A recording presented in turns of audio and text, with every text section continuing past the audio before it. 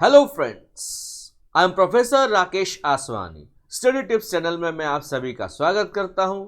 Friends, मैं नहीं करूंगा आपको bore because I know you want to learn more. Friends, आज का जो टॉपिक मैं कवर करने जा रहा हूं उसका नाम है CSR, corporate social responsibility. Number of students ने मुझे मैसेज किया कि सर ये टॉपिक के ऊपर वीडियो बनाया जाए, ये टॉपिक हमें बहुत डिफिकल्ट जा रहा है। तो आज मैं आपको ये टॉपिक एकदम ही सिंपल, आसान भाषा में, आसान शब्दों में इसको समझाने की कोशिश करूंगा। तो चलिए दोस्तों, स्टार्ट करते हैं। CSR, that is corporate social responsibility. सबसे पहले फ्रेंड्स, इन तीन वर्ड्स का मीनिंग समझिए। कॉरपोरेट यानी हम कंपनी की बात कर रहे हैं, बड़ी बड़ी कंपनीज की, जिसे हम जॉइंट स्टॉक कंपनी के नाम से भी जानते हैं।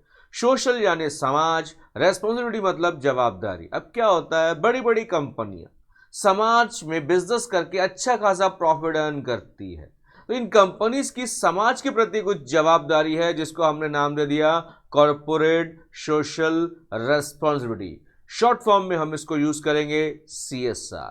एकदम ही सिंपल भाषा में आपको ये चीजें बताई जा रही है। फ्रेंड्स, आपसे रिक्वेस्ट है इस वीडियो को शुरुआत से लेकर अंत तक बहुत ध्यान से देखें। तो चलिए स्टार्ट करते हैं। Corporate social responsibility. फ्रेंड्स, सबसे पहले हम देखेंगे इसके बारे में, इसका मीनिंग, इंट्रोडक्शन हम देखेंगे। तो सबसे पहले ये क्या है, it is a self regulating business model. Self regulating business model है। Aim to contribute to societal goals voluntary, यानी अपनी मर्जी से हमने समाज के लिए बहुत कुछ करना है। It makes the company socially responsible and accountable. Yes, CSR लाने का एक ही मकसद है कि कंपनी को सोशली रेस्पॉन्सिबल यानी जवाबदार बनाया जा सके, अकाउंटेबल रेस्पॉन्सिबल बनाया जा सके, इसीलिए CSR लाया गया है। दिस अकाउंटेबिलिटी का मतलब होता है फ्रेंड्स आंसरेबिलिटी टुवर्ड्स इटसेल्फ। हमें खुद को जवाब देना है। हमने हमारे स्टेक होल्डर्स फ्रेंड्स किसे कहते हैं, जितने भी लोग कंपनी के साथ जुड़े हैं उन्हें हम स्टेक होल्डर्स कहते हैं, चाहे वो शेयर होल्डर्स हो, डिबेंचर होल्डर्स हो, एम्प्लॉयज हो, क्रेडिटर्स हो, एक्सेट्रा। तो जितने भी लोगों के साथ हम जुड़े हैं तो उनके प्रति हमारी कुछ जवाबदारी है। तो accountability towards itself, stakeholders, public in general. तो हम इन सब के प्रति बहुत कुछ हमें करना है, इन सब के प्रति हमारी कुछ जवाबदारी है। While practicing social responsibility, companies can be conscious about economic, social and environmental aspects of the society। मतलब कंपनी ने कॉन्शियस रहना है कि उनकी समाज के प्रति कुछ जवाबदारी है। समाज के जितने भी डिफरेंट ग्रुप्स हैं, स्टेक होल्डर्स हैं, पब्लिक है, तो उनके प्रति उनकी economic, social and environmental aspects के ऊपर उन्होंने काम करना है, ताकि समाज को भी मैक्सिमम बेनिफिट मिल सके। CSR किसने इंट्रोड्यूस किया? मिनिस्ट्री ऑफ कॉर्पोरेट अफेयर्स, जो कि गवर्नमेंट ऑफ इंडिया का डिपार्टमेंट है। Ministry of corporate affairs, government of India ने इसको रिसेंटली नोटिफाई किया as per section 135 of companies act 2013। Section 135 of companies act 2013 में CSR के बारे में बताया गया है। फ्रेंड्स, इस सेक्शन आपको याद होना चाहिए, ऑब्जेक्टिव अगर हमें कवर हो सकता है। तो सेक्शन क्या है?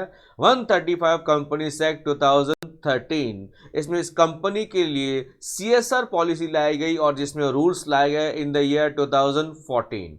इट इज मैंडेटरी यानी compulsory for companies from 15 April 2014। Mandatory यानी कंपल्सरी है 15 अप्रैल 2014 से फॉर सर्टेन कंपनीज। इसका मतलब क्या? CSR का जो रोल प्ले करना है वो किसने प्ले करना है? जो से सभी कंपनीज को एप्लीकेबल नहीं है, ये कुछ कंपनीज को एप्लीकेबल है जो उस कैटेगरी में आते हैं, जो उस क्राइटेरिया में, उस कैटेगरी में आते हैं। वही लिखा हुआ, मैं आपके लिए सेंटेंस फिर से रीड कर लेता हूं। It is mandatory from 15 April 2014 for certain companies who fulfil the criteria as mention under section 135। यानी 135 कंपनीज एक्ट में जो क्राइटेरिया है, जो कंपनीज उसके अंडर आते हैं, उन सब ने मैंडेटरी यानी कंपलसरी 15 अप्रैल 2014 से ये नियम को फॉलो करना है। देखेंगे कहां कहां ये चीजें एप्लीकेबल है, कौन सी कंपनीज को ये CSR एप्लीकेबल है। तो एप्लीकेबिलिटी ऑफ CSR, जिन कंपनीज का ये क्राइटेरिया में जो कंपनीज फॉल होते हैं या कवर होते हैं। अब 3 चीजें इसमें बताई गई है। पहला वहां पे बताया गया जिस कंपनी का नेटवर्थ 1500 करोड़ या उससे ज्यादा, ये याद करना पड़ेगा, इंपॉर्टेंट पॉइंट है फ्रेंड्स, ऑब्जेक्टिव में, इंटरव्यू में, सब जगह आपको ये काम आएगा। जिस कंपनी का नेटवर्थ 1500 करोड़ या उससे ज्यादा है, या फिर उसका टर्नओवर 1000 करोड़ या फिर उससे ज्यादा है, या कंपनी का नेट प्रॉफिट 15 करोड़ या उससे ज्यादा है। I repeat, net worth of 1500 crore और मोर, टर्नओवर ऑफ 1000 करोड़ और मोर, और नेट प्रॉफिट ऑफ 15 करोड़ और मोर during any financial year shall be required to constitute a CSR committee of the board with effect from 1st April 2014। अगर कोई कंपनी इन तीनों कैटेगरीज में आती है किसी भी फाइनेंशियल ईयर में, तो उन्होंने कंपलसरी सीएसआर कमिटी फॉर्म करनी है। क्या फॉर्म करनी है? सीएसआर कमिटी को फॉर्म करना है। कब से फॉर्म करना है? विद इफेक्ट फ्रॉम, ये रूल कब से लागू हो गया? 1 अप्रैल 2014। सेकेंड पॉइंट आप देख सकते हो, जो बोर्ड की रिपोर्ट होगी उसमें डिस्क्लोज करना है composition of CSR committee. Board report में मेंशन करना पड़ेगा, डिस्क्लोज करना पड़ेगा कि सीएसआर कमिटी में कौन कौन से लोग हैं, कितने लोग हैं, वो बताना बहुत जरूरी होगा। Point number 3, all company shall spend in every financial year at least 2% of the average net profit of the company made during the 3 immediately preceding financial year. मतलब जो कंपनी इन कैटेगरीज में आती हैं जिनको सीएसआर एप्लीकेबल है, उन्होंने कितना पैसा स्पेंड करना है? 2% ऑफ एवरेज नेट प्रॉफिट। पिछले 3 साल का जो कंपनी का नेट प्रॉफिट है, पिछले 3 साल का जो नेट प्रॉफिट है उसका एवरेज निकालना है, और एवरेज निकालने के बाद उसका 2% जो है कंपनी ने ये पैसा स्पेंड करना है। समाज के भलाई के लिए इस पैसे को इस्तेमाल करना है। कहां स्पेंड करना है, कैसे स्पेंड करना है, ये भी मैं आपको आगे बताने जा रहा हूं। Point number 4, company shall be required to incorporate its board report, annual report on CSR containing the following particulars. यानी स्क्रीन पे जो पॉइंट्स में आपको जो है इंफॉर्मेशन दिख रही है, हर कंपनी ने अपनी बोर्ड रिपोर्ट में, एनुअल रिपोर्ट में ये सारी इंफॉर्मेशन मेंशन करनी है। जैसे कि उसमें पॉइंट नंबर 1 बताया गया है, brief outline of company CSR policy, यानी शॉर्ट में कंपनी की सीएसआर पॉलिसी के बारे में बताना पड़ेगा, इंक्लूडिंग ओवरव्यू ऑफ प्रोजेक्ट्स और programme propose to be undertaken and a reference to a web link. Web link के साथ एक ओवरव्यू देना पड़ेगा, कंपनी क्या क्या प्रोजेक्ट्स या कंपनी क्या क्या प्रोग्राम जो है चलाने वाली है, कंडक्ट करने वाली है, ये बताना पड़ेगा एनुअल रिपोर्ट में। इतना ही नहीं, पॉइंट नंबर 2 अगर आप देखोगे तो कंपोजिशन ऑफ सीएसआर कमिटी, हमने सीएसआर कमिटी का गठन किया है, उसमें कौन कौन लोग कौन सी पोस्ट पर हैं, कितने मेंबर्स हैं, ये जानकारी भी उस रिपोर्ट पे मेंशन करनी पड़ेगी। पिछले 3 साल का लास्ट 3 फाइनेंशियल ईयर्स का एवरेज नेट प्रॉफिट भी मेंशन करना पड़ेगा। Average net profit of the companies for last 3 financial years, ये भी मेंशन करना पड़ेगा। प्रिस्क्राइब्ड सीएसआर एक्सपेंडिचर, कितना हम खर्च करने वाले हैं एज पर सीएसआर पॉलिसी, तो वो भी हमने यहां पे बताना है। Details of money spend on CSR during the financial year, yes, किसी फाइनेंशियल ईयर में अगर सीएसआर के ऊपर कंपनी ने कुछ पैसा खर्च किया है तो उसका सारे डिटेल्स यहां पे बताने पड़ेंगे। इतना ही नहीं, in case company has failed to spend 2% of the average net profit of last 3 financial years, reasons thereof, यानी एज पर द रूल जो 2% कंपनी को स्पेंड करना होता है, 2% of average net profit of last 3 years, अगर किसी कारण company ये पैसा स्पेंड नहीं कर पा रही है तो उसके जेन्युइन रीजंस क्या हैं, ये भी उसमें मेंशन करना पड़ेगा। सीएसआर कमेटी के बारे में देखेंगे। सीएसआर कमेटी में कौन कौन से लोग होंगे, कितने लोग होंगे, तो सबसे पहले इसमें 4 डायरेक्टर्स का होना बहुत जरूरी है। सीएसआर कमेटी में कितने लोग होंगे? 4 डायरेक्टर्स। ये डायरेक्टर्स साल में कम से कम 2 बार मीटिंग लेंगे, shall meet at least twice in a year to discuss and review the CSR activities and policies. ये डिस्कस करेंगे, रिव्यू करेंगे सीएसआर एक्टिविटीज एंड पॉलिसीज के बारे में। इतना ही नहीं, सीएसआर कमेटी विल रिकमेंड वो रिकमेंड करेंगे। क्या क्या रिकमेंड करेंगे? अ फॉर्मल CSR पॉलिसी को वो रिकमेंड कर सकते हैं। Will recommend particular CSR activities. CSR का फुल फॉर्म मैं आपको ऑलरेडी बता चुका हूँ, कॉर्पोरेट सोशल रेस्पॉन्सिबिलिटी। तो they will recommend particular CSR activities, मतलब ये पैसा रिकमेंड करेंगे कि कहाँ कहाँ कौन से एक्टिविटीज में हम खर्च कर सकते हैं। प्रिपेयर्स अ बजट, ये लोग बजट बनाएंगे, कहाँ कितना कितना खर्च करना है, कैसे खर्च करना है। Describe how company will implement the project, हम इस प्रोजेक्ट को किस प्रकार से अंजाम देंगे, कंपनी इस प्रोजेक्ट को कैसे इंप्लीमेंट करेगी, ये सारी इंफॉर्मेशन ये जो है CSR कमिटी जो है रिकमेंड करेगी।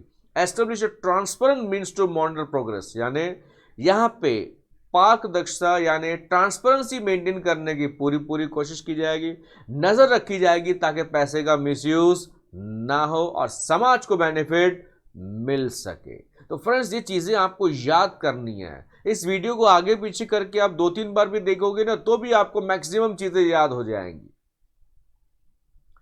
नेक्स्ट, CSR एक्टिविटीज की अगर हम बात करें तो उसमें पहला पॉइंट जो बताया गया है कि CSR इज अ कमिटमेंट, ये एक तरह का कमिटमेंट प्रॉमिस है to improve the life of under privilege. Under privilege किसे कहते हैं? पुअर पीपल की हम बात कर रहे हैं।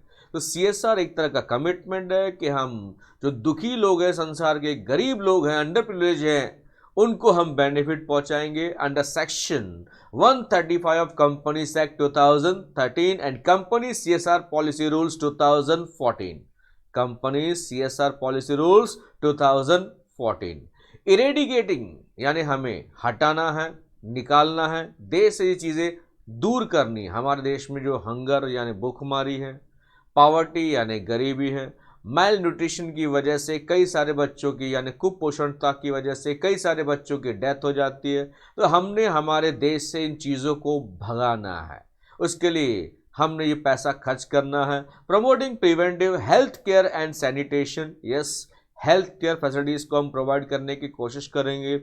सफाई अभियान चलाएंगे, सैनिटेशन प्लस हम सेफ ड्रिंकिंग वाटर लोगों को अवेलेबल करवाएंगे ताकि गरीब इंसान को भी पीने का साफ पानी मिल सके। Point number 3 is promoting education, हमने एजुकेशन को बढ़ावा देना है, इंक्लूडिंग स्पेशल खास तरह के education and employment enhancing vocation skills को हमने डेवलप करना है। इस प्रकार की हमने एजुकेशन प्रोवाइड करनी है, वोकेशनल गाइडेंस और स्किल्स को डेवलप करना है ताकि स्पेशली जो बच्चे हैं या एल्डरली वुमेन हैं या डिसेबल्ड हैं, डिफरेंटली डिसेबल्ड पर्सन हैं, उनको बेनिफिट मिल सके, उनका भला हो सके, इसीलिए CSR को लाया गया है। Next point is reducing child mortality and improving maternal health by providing good hospital facilities and low cost medicine. Friends, ये हमारे देश की सच्चाई है कि हमारे देश में सही समय पे इलाज ना मिलने की वजह से जच्चा और बच्चा यानी माँ और बेटे दोनों की डेथ हो जाती है। दवाइयाँ इतनी महंगी होती है तो कुछ गरीब लोग उसको अफोर्ड नहीं कर पाते, जिसकी वजह से भी कई जाने जाती है। तो यहाँ पे ये पैसा खर्च करना है ताकि चाइल्ड मोर्टेलिटी रेट कम कर सकें, यानी जन्म के बाद जो बच्चे की जन्म के समय जो डेथ होती है तो कोशिश करना है कि वो डेथ कम से कम हो। मैटरनल हेल्थ को इम्प्रूव करने की कोशिश करनी है, अच्छी हॉस्पिटल फैसिलिटीज लोगों तक पहुंचे, गरीबों को वो बेनिफिट मिल सके, प्लस लो कॉस्ट मेडिसिन्स जो हैं वो अवेलेबल करवानी है। Ensuring environmental sustainability, ecological balance, protection of flora and fauna, animal welfare, agro forestry, conservation of natural resources and maintaining quality of soil, air and water. यानी हमने environment को protection provide करनी है, इकोलॉजिकल बैलेंस को maintain करना बहुत ज़रूरी है। इंसान ने, कंपनीज ने कुदरत से लिया है, दिया कुछ नहीं है, तो हमने प्रोटेक्ट करना है फ्लोरा एंड फौना, यानी हम बात कर रहे हैं पेड़ पौधों की बात कर रहे हैं, एनिमल्स को हमने बचाने की कोशिश करनी है, एग्रो फॉरेस्ट्री प्रोडक्ट्स का हमने ध्यान रखना है, हमने नेचुरल रिसोर्स का कंजर्वेशन करना है, हमने हर तरह का मेंटेन करना है quality of soil, air and water. Soil, air and water pollution को हमने कंट्रोल करना है, अच्छी क्वालिटी का सॉइल मेंटेन करेंगे, एयर जो क्वालिटी है पोल्यूशन की उसको हम कंट्रोल करेंगे ताकि लोगों को एक अच्छा एयर मिल सके फॉर ब्रीथिंग, प्लस वाटर को भी हमने पोल्यूशन से रोकना है। तो यहाँ पे हमारी जवाबदारी है कि हम एनवायरनमेंट को प्रोटेक्ट करेंगे, क्योंकि ग्लोबल वार्मिंग हम देख रहे हैं, उसके रिजल्ट्स हमारे ऊपर इफेक्ट्स क्या हो रहे हैं ये भी हम देख रहे हैं, इसके ऊपर भी हमने खर्च करना है। Point number 6 is employment enhancing vocational skill, यानी इस तरह के वोकेशनल स्किल्स के ऊपर खर्च करना है, इनको इम्प्रूव करना है, इनको महत्व देना है ताकि मैक्सिमम गरीबों को एम्प्लॉयमेंट यानी जॉब मिल सके। Point number 7 is measures for the benefit of armed forces. अब यहां पे कुछ पैसा आर्म्ड फोर्सेस से कनेक्टेड जो लोग हैं उनके लिए भी खर्च करना है, जैसे वेटरन्स। वेटरन्स क्या होते हैं? जो लोग रिटायर हो चुके हैं फौज से, या फिर उनकी विधवा यानी वॉर विडोस, या फिर उनके बच्चे यानी उनके डिपेंडेंट्स। तो जो भी उनके ऊपर डिपेंडेंट है फौजियों के ऊपर, आर्म्ड फोर्सेस के ऊपर, उनके बेनिफिट के लिए भी हमने कुछ पैसा खर्च करना है ताकि ऐसे लोगों को भी मदद मिल सके, क्योंकि इन्होंने देश के लिए बहुत कुछ किया है। तो हमारा भी इनके प्रति कुछ फर्ज बनता है कि हम इनके परिवार को सपोर्ट करें। Next point is training to promote rural sports. Yes, हमने ट्रेनिंग प्रोवाइड करनी है, रूरल स्पोर्ट्स को बढ़ावा देना है, नेशनली रिकॉग्नाइज स्पोर्ट्स को हमने बढ़ावा देना है। फ्रेंड्स, अभी क्या हो रहा है, रिसेंटली आप देख रहे हो क्रिकेट में नए नए बंदे आ रहे हैं, कई गांव खेड़े से भी आ रहे हैं, गरीब के बच्चे भी आ रहे हैं। तो हमने ऐसे लोगों को प्रमोट करना है ताकि इनको भी लाइफ में आगे बढ़ने का मौका मिल सके। Point number 9 is contribution to prime minister's national relief fund, या और कोई फंड जो सेंट्रल गवर्नमेंट ने बनाया हो ताकि समाज का डेवलपमेंट हो सके, ताकि अफेक्टेड लोगों तक या शेड्यूल कास्ट या शेड्यूल ट्राइब्स या किसी भी बैकवर्ड क्लास या माइनॉरिटीज या वुमेन तक मदद पहुंच सके। रिसेंटली कोरोना लॉकडाउन की वजह से पीएम रिलीफ फंड बनाया गया। बहुत सारे लोगों ने, बहुत सारी कंपनीज ने, टाटा एक्सेट्रा, कई सारी कंपनीज ने वहां पे डोनेशन दिया। तो कंट्रीब्यूट करना है prime minister's national relief fund. ये सेंट्रल गवर्नमेंट का एक फंड है जो समय समय पे जो है सरकार इंट्रोड्यूस करती रहती है अगर देश के ऊपर कोई विपदा आई है तो। ये पैसा गरीब लोगों तक, अफेक्टेड लोगों तक पहुंचाने की, माइनॉरिटीज तक, other backward classes, SC ST के ऊपर जो है खर्च करने की, उनको मदद पहुंचाने की पूरी सरकार कोशिश करती है। Point number 10 is rural development projects, यानी रूरल एरियाज में डेवलपमेंट प्रोजेक्ट्स लगाने होंगे ताकि रूरल एरियाज डेवलप हो सके, वहां के लोगों को अच्छा रोजगार मिल सके। इससे समाज का फायदा होगा, देश का फायदा होगा, कंपनी का फायदा होगा। And point number 11 is slum area development, यानी हमने झोपड़पट्टी वाले एरिया को डेवलप करना है। कोशिश करनी है कि हमारे देश में एक भी झोपड़पट्टी ना हो। तो फ्रेंड्स, मैंने आपको कई सारी बातें बताई कि ये पैसा वो कहां कहां किस प्रकार से खर्च कर सकते हैं। अब आगे हम देखेंगे एलोकेशन ऑफ फंड्स, ये पैसे का कहां और कैसे इस्तेमाल करना है। Company would not spend less than 2%, यानी कंपनी ने कम से कम 2% of average net profit of company जो है वो इन्वेस्ट करना है, उससे कम नहीं करना है।